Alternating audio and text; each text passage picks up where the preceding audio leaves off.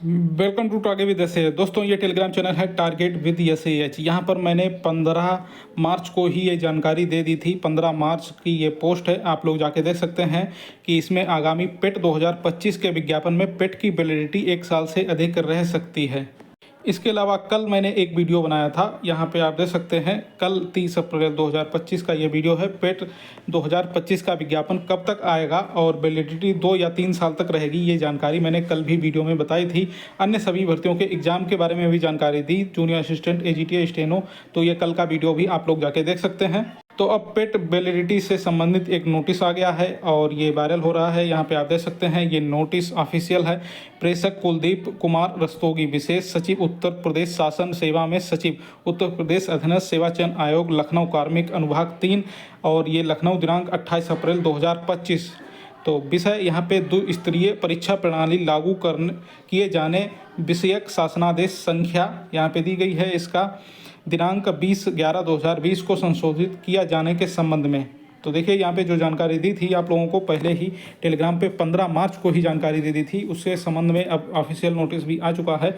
यहाँ पे देखिए, साफ साफ लिखा हुआ है, महोदय उपर्युक्त विषयक अध्यक्ष, उत्तर प्रदेश अधीनस्थ सेवा चयन आयोग, लखनऊ के अर्ध शासकीय पत्र संख्या यहाँ पे ये दिया गया है और दिनांक 9 अप्रैल 2025 का कृपया संदर्भ ग्रहण करने का कष्ट करें, जिसके द्वारा द्विस्तरीय परीक्षा प्रणाली लागू किए जाने विषयक शासनादेश संख्या यहाँ पे दी गई है। दिनांक 20/11/2020 को संशोधित किए जाने के संबंध में ये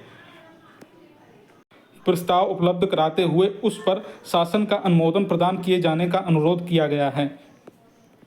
नंबर 2 पर लिखा हुआ है, इस संबंध में मुझे यह कहने का निर्देश हुआ है कि उक्त प्रस्ताव पर समयक विचारोपरांत शासनादेश संख्या यहाँ पे दिया गया है, दिनांक 20/11/2020 में दी गई व्यवस्था में आंशिक रूप से संशोधन करते हुए प्रारंभिक अर्हता परीक्षा का आयोजन वार्षिक रूप से किए जाने, परीक्षा में प्राप्त अंक अगले 3 वर्ष के लिए, ये देखिए यहाँ पे लिखा हुआ है साफ साफ, अगले 3 वर्ष के लिए ये प्रभावी होने तथा किसी विज्ञापन के आयोजन के समय एक से अधिक प्रारंभिक अर्हता परीक्षा के स्कोर वैध होने की दशा में धारित वैधता संबंधित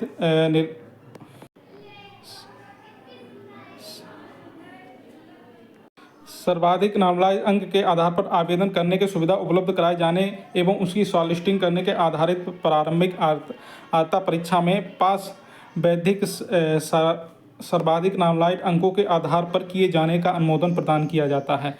कृपया तदनुसार आवश्यक कार्रवाई सुनिश्चित कराने का कष्ट करें। तो यहाँ पे देखिए, ये नोटिस में साफ साफ लिखा हुआ है। देखिए, पेट का जो आपका स्कोर होगा वो पेट की वैलिडिटी 3 साल तक रहेगी, मतलब 3 साल तक आपकी पेट की वैलिडिटी रहेगी। लेकिन पेट का जो एग्ज़ाम है वो हर साल करवाया जाएगा, ठीक है।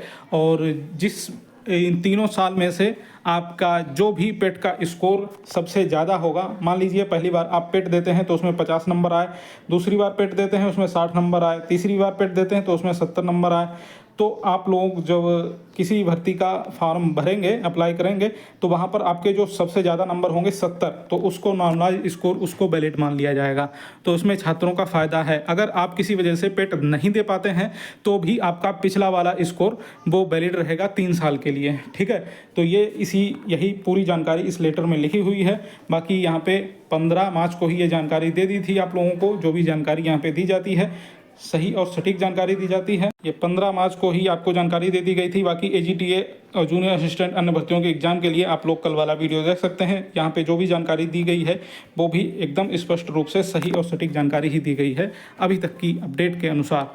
आगे जो भी अपडेट रहेगी आपको बता दिया जाएगा। यूपीएससी भर्तियों की लेटेस्ट अपडेट पाने के लिए चैनल को सब्सक्राइब कर लीजिए। नमस्कार।